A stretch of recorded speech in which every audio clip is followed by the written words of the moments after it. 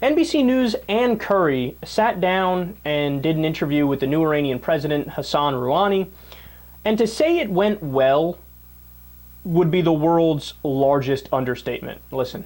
In our interview, Iran's president was clearly trying to send a message ahead of his first speech to the United Nations that under his administration there is a different Iran, one that wants to make a deal. The world believes that Iran could build a bomb very quickly. You've said this period of time for resolving the nuclear issue will not be unlimited. Just how short is this window? Weeks, months, or years? We have never pursued or sought a nuclear bomb, and we are not going to do so. We are solely seeking peaceful nuclear technology. Can you say that Iran will not build a nuclear weapon under any circumstances whatsoever? The answer to this question is quite obvious. We have time and again said that under no circumstances would we seek any weapons of mass destruction, including nuclear weapons, nor will we ever. The Supreme Leader made a very strong statement just recently on diplomatic flexibility. He said, "I believe in what's already been called heroic flexibility. Even a wrestler can show flexibility." What does that mean to you, Mr. President? And what does it allow you in your negotiations on the nuclear issue? In its nuclear program, this government enters with full power and has complete authority. I have given the nuclear negotiations portfolio to the Foreign Ministry. The problem won't be from our side. We have sufficient political latitude to solve this problem. On Syria, President Rouhani said Iran played a major role in crafting the U.S.-Russia deal.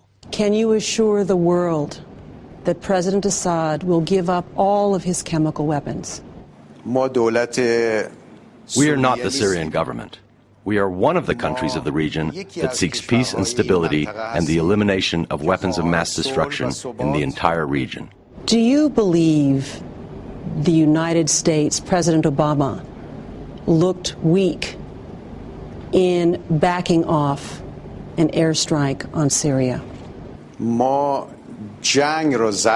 We consider war a weakness. Any government that decides on war, we consider a weakness.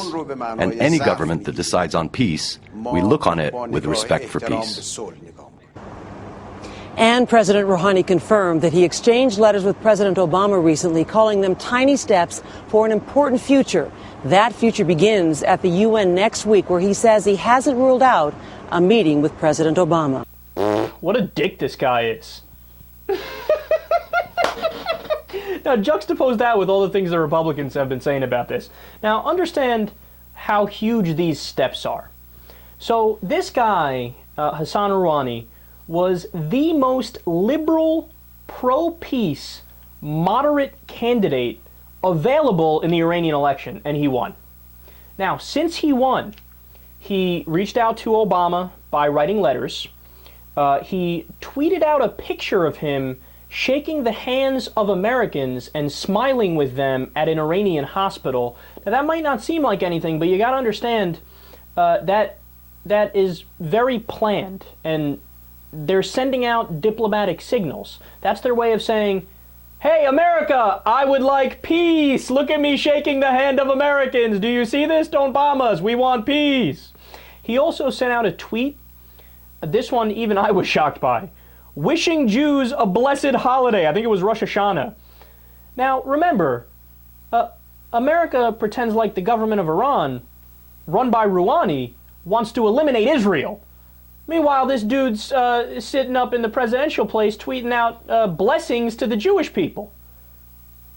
Yeah, that guy wants to eliminate Israel, sure. And also, just the other day, Rouhani ordered the release of 11 political prisoners. Now, look, a lot of people are speculating, well, he's only doing that because he's making the trip to the UN and he wants to preempt it by showing how great he is and get good press. Yeah, and so what? The 11 prisoners are released anyway. Who cares why he did it? I don't care if he gets some personal gain out of it too. He still released the 11 prisoners. I love that, like, people are idiots. Like, their mind just does the mental gymnastics to try to fit the point that they were going to make anyway. They'll disregard the bulk of the evidence and say, well, no, he's still an asshole. Well, why is he an asshole? Because he released 11 prisoners. Listen to yourself. And also, if all these gestures weren't enough, Rouhani's statements about Iran using nuclear power to get actual power, like electricity, that's a statement that's backed up by the IAEA, the International Atomic Energy Agency, which is the top international authority that checks on it. And they're also legally allowed to do that under international law. The United States pretends like if they do anything with nuclear power in any way, shape, or form, it's this unacceptable thing. But you got to understand their power grid isn't as advanced as ours is, and they need nuclear power in order to get actual power. And I should also add that the level to enrich uranium to get regular power is nowhere near the level that you would need to enrich it to get all the way to a nuclear weapon. It's a huge step. I love how in the media they portray it like, yeah, well, if you have nuclear power, then on Thursday you could have a nuclear weapon. No, you can't. That's nonsense. That's bullshit. And look, I even go further, because Iran is a country that had its own democratically elected government and its own leader, Mohammad Mossadegh, and the government was completely overthrown by the CIA in 1953. This was just declassified. We already knew that was the case, but the CIA basically admitted it not that long ago. And we put in a dictator, the Shah, who was put in there specifically to support the United States. So we told the people of Iran, yeah, fuck you. We're going to put in our own government that helps us over there. I love how we lecture people about, well, we are in favor of democracy. Really? Then why did you overthrow a democracy to put in a dictator? That seems to be the opposite of that. So we were the classic imperialists in Iran. So if anybody has a rational basis to want a nuclear weapon for self-defense, it's them. But he's still saying, nope, we don't want it because we don't want to escalate the situation. God, is there a person that is playing this any better than he is? Is there a person that's making any more sense than Hassan Rouhani in the world? I don't think there is.